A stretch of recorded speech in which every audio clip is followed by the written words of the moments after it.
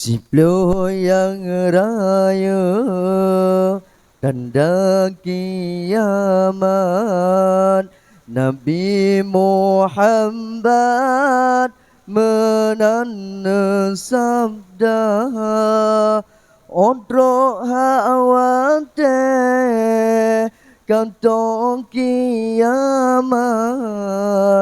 Nabi alamat sepuluh buah tanda, Odro hawate kantong kiamat, Nabi alamat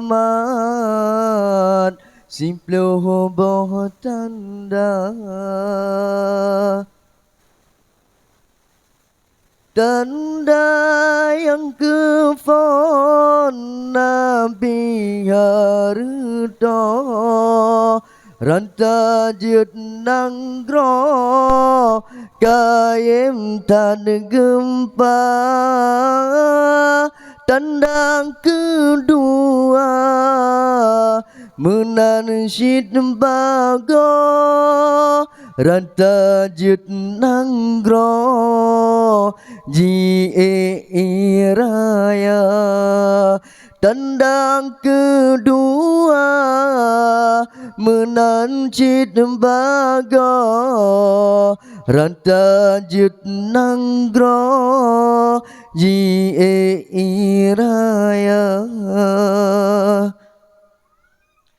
Tanda yang keleh wahidum kawan, kededum tutong dusun ngan kuta, ranta jut nanggro tanding tutong, kota ngan gampong habis serta. Tanda yang kepet wahai ado, ranta jut nanggro meprang saudara. Kamfean kafe hana reda prang, urang Islam pisah saja. Kamfean kafe hana reda prang, urang Islam pisah saja. Tanda kelima wahai erakan, rata jut simpang kedem panjang, katedang kede rata jut simpang, mukat makanan pepe yang hawa. Tanda yang keenam wahidum sahabat, dilengga sinta jino kakaya, jino kakaya harta letatat, rumah bertingkat jendela kaca.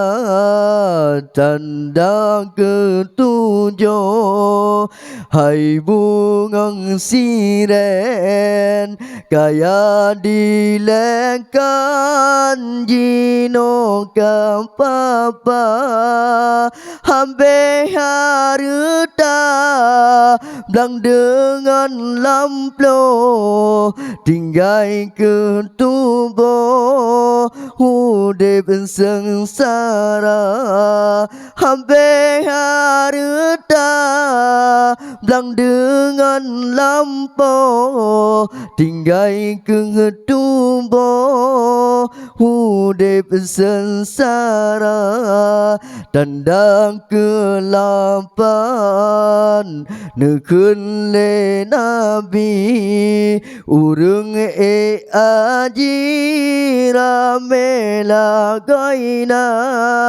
rame melimpah urung haji la dompeng suci la dompeng riba